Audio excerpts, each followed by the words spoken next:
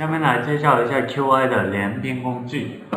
连拼也就是说一个页面复制多个，然后放在一个印章上。它跟折手是不一样的概念的。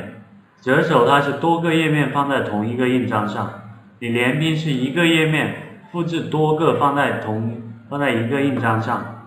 那我下面就来示范一下，建一个样品文档，16个 PA5 的，然后放在一个 A3 上面连拼，不要页间距，这里连拼，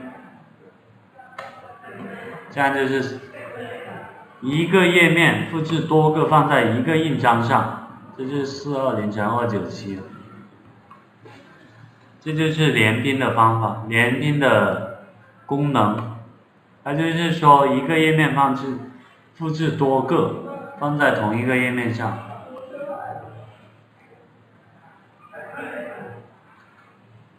里面的具体设置跟折手的是一模一样的，这里的不裁切印章啊，还有页间距啊，这些概念都是一模一样的，一定要。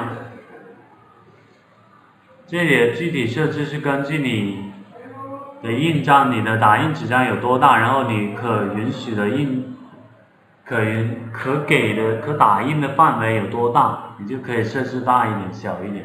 一般都是5跟6的，这里都是3，这是标准的设置。如果你纸张太小了，那你就这里可以设置小一点。